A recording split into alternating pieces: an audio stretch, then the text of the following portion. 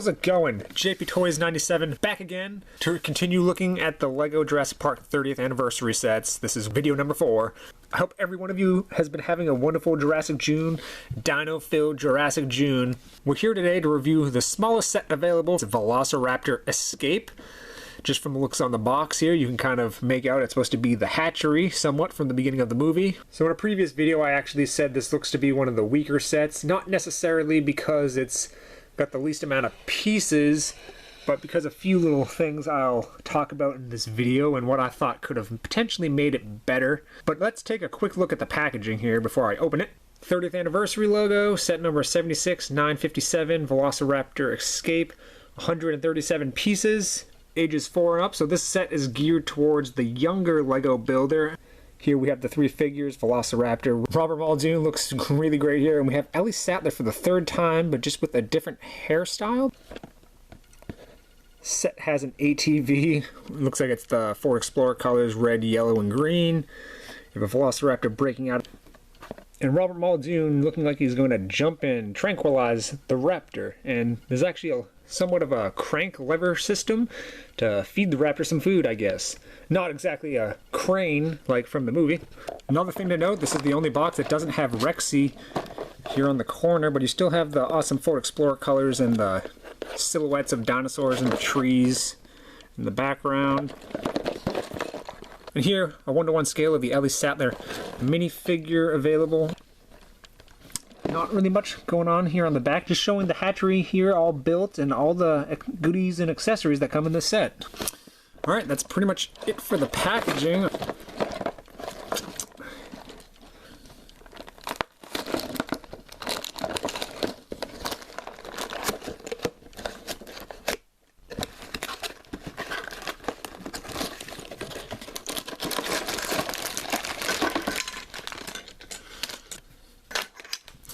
Some pieces to the hatchery actually aren't in the plastic here.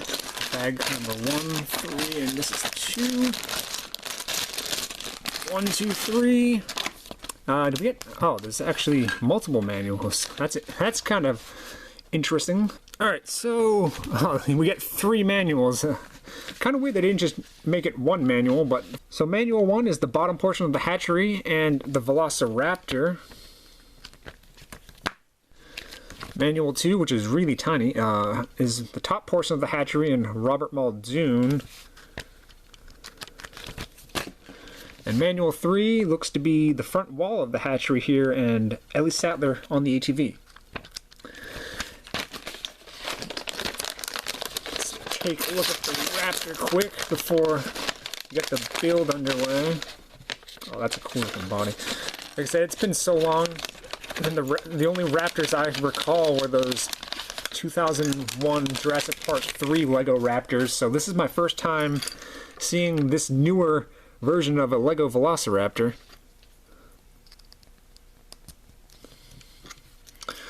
Colors looking pretty good for this raptor, all things considered, for LEGO form.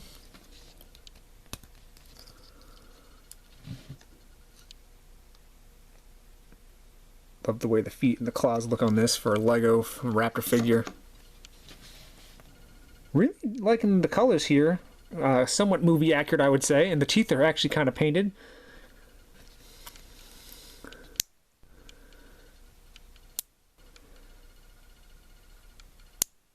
Pretty cool.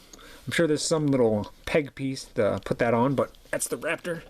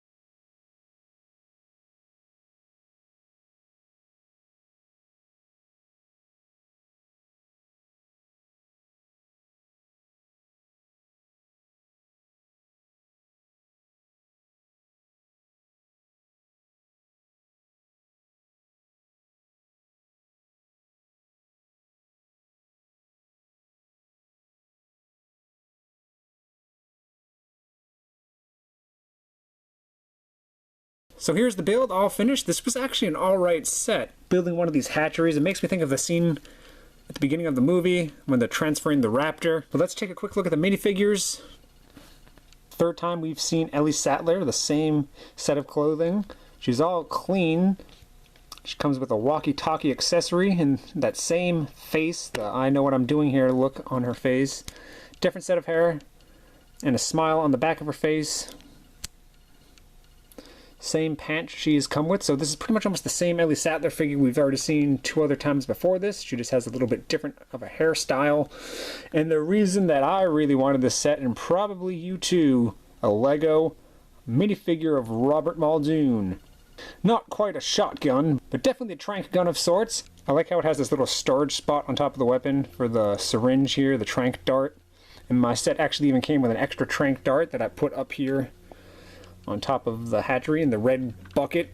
So his gun's actually alright. I like the smirk on his face, and he has a very scruffy looking face with a smirk. No face on the back, and he has a hat. Same hat that we've already seen on Dr. Grant and John Hammond. Then he just has his vest and pants, which are shorts actually here, just like the Ellie Sattler. Here's the printing on the back of his vest. And so yeah, these are the 2 figures. I'm really happy with Muldoon. Let's take a quick look at the Velociraptor. So I already looked at the Raptor when I opened it out of the packaging a little bit. Just didn't have the headpiece to snap in here. But this is a really well done Raptor Lego minifigure. I like it a lot. You have some posability with the legs being able to move forward and back. Can't go 360. They get stuck about there in the back. Those toe claws for this Lego figure, awesome. Articulation in the hands can go all the way back and pretty much touch his hind legs about. Head goes 360, get some really cool poses with him looking around, or if you do stop motion maybe. Jaw opens, figures mainly all this light brown with this lighter shade of gray and yellow eyes. Really like this minifigure. This is a really excellent minifigure, I'm not gonna lie. It's a really nice addition into the set. Muldoon trying to hunt it down. Plus the only other 30th anniversary set that comes with a Raptor like this is the Visitor Center. I know this isn't a new Lego minifigure. It's probably been, I'm pretty sure it's been repainted quite a few times for the Jurassic World Lego sets, but I'm not sure. This might be the first time it's been in this color scheme, which is neat from the first movie. Some other little minor additions that come in this set. You got this little egg nest with a dinosaur peeking out of the egg like it's about to hatch. Pops off here, which is really cool that you can also place this egg in any other place you want, on the back of the ATV or wherever. Definitely adds some play options. Cool little addition. The ATV here is a little bit odd to me just because it kind of makes me think Jurassic World, but I guess using your imagination, it's not too far out of the realm of possibility to imagine an ATV like this being used around Jurassic Park in 1993, maybe for a worker to get from one end to the other end of the island. Ellie Sattler and ATV Quad Power Racing 2, woo! So the Hatchery Raptor pen here comes with some neat little playability features and functions. I like how you can take a lot of the accessories and place them on this clip right here. Keep them stored. You can also use this to keep another one of those syringes for Muldoon's weapon. I'm also sure you could probably clip in some of the food there, but I think placing the walkie-talkie here is probably the coolest thing to have here on the side, but that's up to you what you think would be better. I kind of like leaving the other syringe for Muldoon's gun up here in this red bucket. You have a little computer-looking screen, like it's tracking one of the Velociraptors, and you have a bucket of food here. Yeah, but it looks to be a chicken leg, a hot dog on a bun, and another spare hot dog. Just attach the crane claw into here. It's very loosely hanging there, so if it's knocked heavily or just moved the wrong way, it will fall. Put all the food in there. I thought maybe you could pull this, but it doesn't want to pull, so you have to take up here and twist it down slowly, but it does lower it. And then the raptor can be eating from here. And then just raise it back up.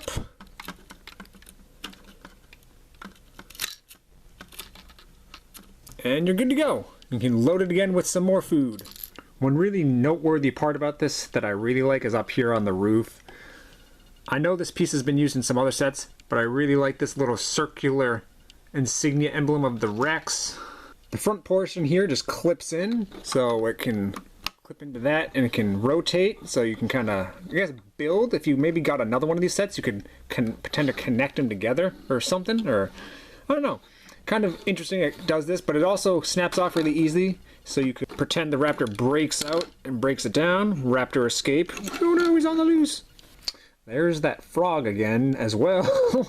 And I really did like this portion. Joffrey raised the gate. Totally comes out and just slides in really easily. That's so neat. So you can kind of reenact the scene when they're moving the raptor in here. So I said this was going to probably be one of the weaker sets just from it being one of the smaller looking ones, but I was actually very pleasantly surprised here. This is kind of a neat set with some cool playability features. The only few issues I have with it are, I do wish on this side there was another wall like here, so it could actually be a pen. I mean, there's clearly enough room for the raptor to sit in here and not be hindered by another wall. It wouldn't have been that many more pieces to add. I'm sure if you bought another one, you could potentially just customize it to fit that way. This piece being able to swing is nice too, because I guess, like I said, if you bought another one, you could have it be like extra big and just have it be like a big wall. And the gate here on the back I just find really, really nice the way that opens. The top portion of the base here can just come off really easily. It's only being held in by 2 brick studs right here. Not much. Sits nice and snug. It's only really going to come off if you pull up. The breakaway feature here from the front is cool, and this piece right here also can easily break down because only those 2 little brick stud pieces are holding this wall in. So you could potentially play like the raptor knocks down either portion of these walls and escapes. So instead of getting an ATV, I think I would have preferred another wall on the other side of the hatchery here, but it's not a huge big deal. Another little thing I maybe would have changed would have been not including Ellie Sattler in this set. Instead, maybe giving us a Jurassic Park worker with the orange hard hats from the beginning of the movie. That would have been really cool to see here in this set. I feel like those are the only 2 little things I maybe would have changed. By no means a terrible set. I would very much recommend it, but the thing that I find strange is this set is retailing for $35, upwards of $40, which really perplexed me because it's $15 more expensive than the Dilophosaurus Ambush set with Dennis Nedry, and it has 74 less pieces. So the fact it has less pieces and costs more just didn't make sense in my mind. And I talked to one of my friends who is a Lego collector, and he kind of felt the same. We couldn't really figure out why that was. We thought maybe it was the minifigures, but even that didn't really make sense to us. But I don't know. Maybe if you're really interested in this set, wait for a discount. There'll probably be a discount in the future. I could totally see that happening. But if you're a mega fan like me and you just really want to have all 5 and just build them all, recommend you get it. I still found myself really enjoying building this one and putting it together. Maybe it's because you're building something somewhat iconic from the movie, the hatchery here, and you can reenact the opening of the movie, and you can also reenact the feeding of the raptor, and also the raptor potentially escaping. Lots of fun to be had here. I hope every one of you has enjoyed this review. Give the video a thumbs up and post a comment down below and let me know what you think if you have this set, or what are your opinions, or what would you have maybe changed about this. Let me know. I'll be back next week to review the Visitor Center, one final stop on Jurassic June here on my channel.